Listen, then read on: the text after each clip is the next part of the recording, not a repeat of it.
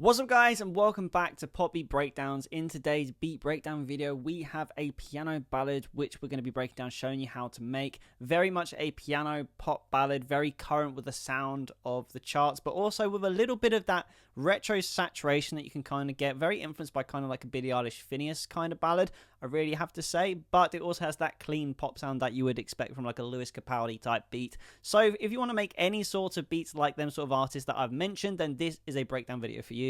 Just before we do get into today's video, guys, I just want to make an exciting announcement. The Ultimate Pop Producer Series 1 bundle and all the sample packs that come with it is now dropped to my sample pack store. I've been working on this for the past year, so it's very relieving to finally announce this. Obviously, we've got the Ultimate Pop Producer sample pack with over 1,000 samples. This is a combination of all these sample packs, but if there's any new sources of inspiration you want for your music, hopefully these 8 sample packs will be able to provide it for you. Because as someone who's produced over 600 beats in the past year, what really helps me to make music consistently is finding that first source of inspiration. So hopefully volume 1 of the Ultimate Pop Producer can help you out, because again, over 1,000 places for you to start on a new project. If this sounds like something that could help your productions, I'll leave a link below in the comments and the description so you can check out the sample packs after this video. So when it comes to the actual production here, let's first have a listen to what it is we're breaking down.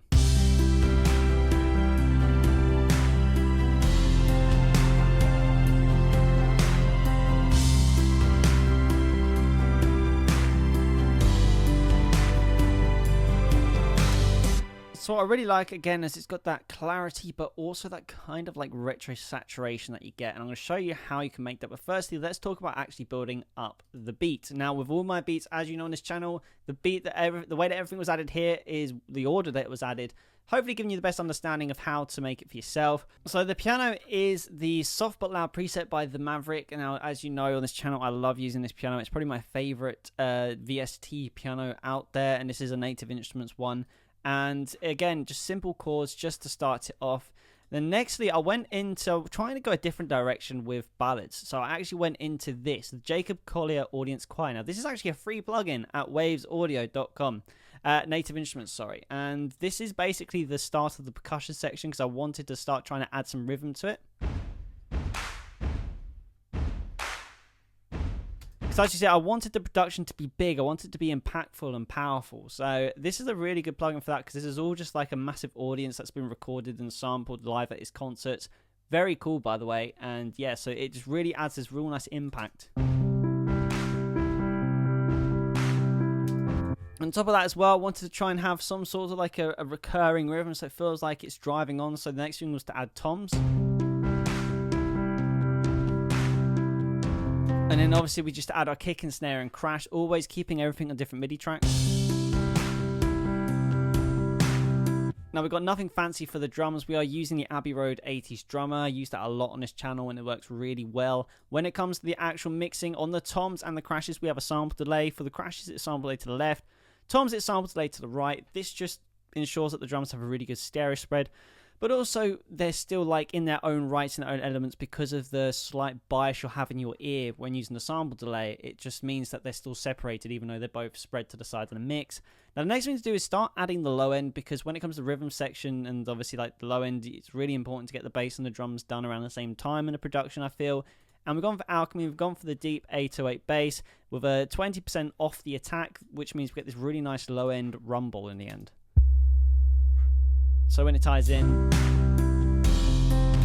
it just basically covers all bases on the low end. Now, when it gets to the acoustic guitar, let's have a listen to what's going on here.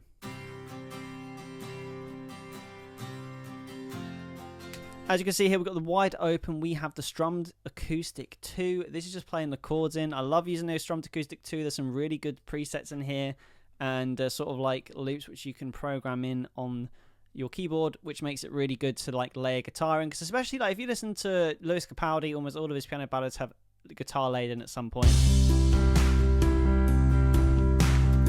and it just ties in really nicely with the rhythm section. And I also wanted to add some nylon guitar, mainly because I've been neglecting the nylon guitar in my productions recently.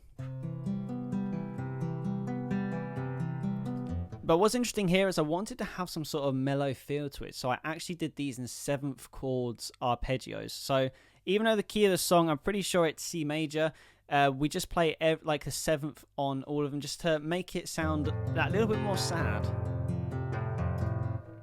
And that's basically almost the whole production, other than the next part, which is the string section. Now, the string section, always very important when it comes to piano ballads, because you get most of the emotion, I feel, in these sorts of ballads from the string section.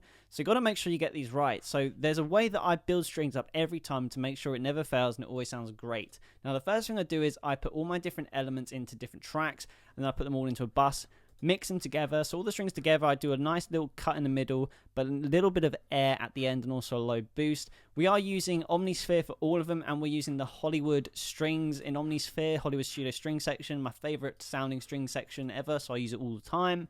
And you got to pick up these different elements to get a full sounding string section. We've got the cello first, which I will solo. Again, not rocket science, this is just covering the low end. And the next thing we add to that is the string chords. Now, the string chords, again, it adds I call it the body to the strings.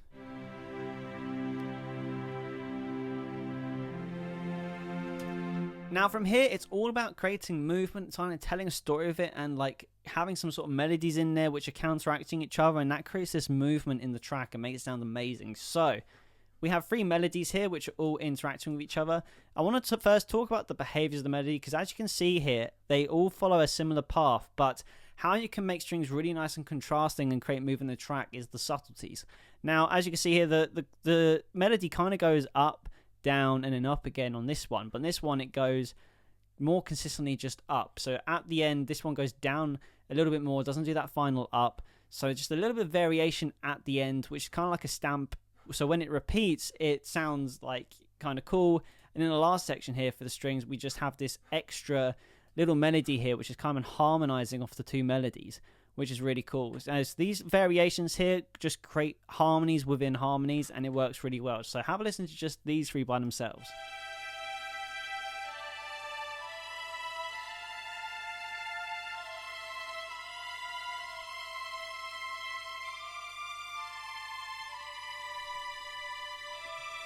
And then with the third one in.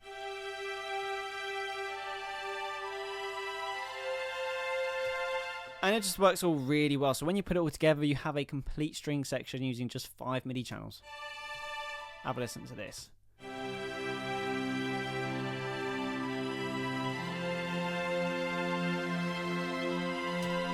Now, one thing I advise for all your string sections is use sample delays on all of them.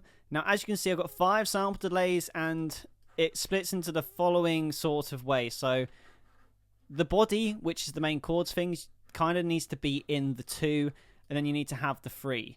So you need to create this nice balance in the mix. So as you can see here, it's kind of split where we have 1, 2, 3. So yeah, so 3 of these are sample delayed to the right, 2 of them are sample delayed to the left. So we've got one of the melodies, and we've got the body of the chords, which are sample delayed to the left.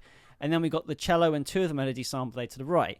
Now, because the body has more strings in it, and everything is effectively getting doubled, so we have 10 string tracks at this point, we need to make sure that they're in perfect balance. And because, again, the strings has more body to it, it requires less doubling to be able to still have that fullness. So making sure you do it this way just ensures you've got perfect balance in the strings when they're put out to the size of your mix. But at the same time, you are doubling the size of your string section, making it bigger and a lot more impactful as well. Really important. And when you put it all together, you get this. Now, when it comes to mastering, the first thing I did was I chucked an S1 imager on just to create a tiny little bit more space so you could hear everything really nicely and kind of declutters the mix a bit. Then I've gone for one of my favorite kind of combinations for when we're getting this retro feel that I mentioned at the start of the video. You've got the Abbey Road TG mastering with the Make It Pop. This kind of adds a little bit of air and clarity to the mix, a lot in the high ends.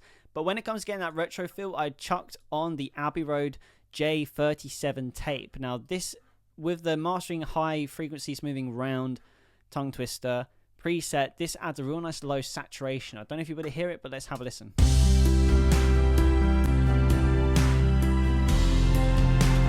You can kind of hear it in the low end. It gets rid of a little bit of the sub, but it gives you a nice boost around the low mids, which adds that kind of like tapey feel to it. And I really do like this plugin. It works a lot, especially for like just adding again that sort of like more tape sound to tracks in a subtle way, and I love that for it. And then with that as well, we're just finishing off with the L316. This is my favorite mastering plugin at the moment. Not only does it give you that loudness, but I always use the Dave Darlington Beautiful Mastering right at the end when I'm happy, because it just completely transforms the track in one way. So let's just have a listen. So without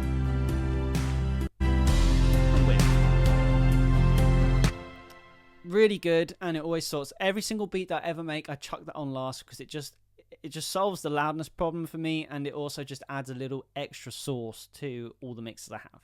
So that is how you make a piano ballad beat with a little bit of a tape saturated feel to it. We've got strings, we've got guitars, we've got drums, bass, and piano, all the standard things that you need in a mix. But again, it's pretty simple when you break it down how to make it. And if you enjoyed this video, you might be actually interested in especially the piano pop producer pack that I've got. That's got 144, I believe, piano samples, and some of the piano ballads that I make, I've actually coupled up all of the pianos into the same keys, so you can make piano ballads of them, which I thought would be a cool idea. So let me know if it works out for you.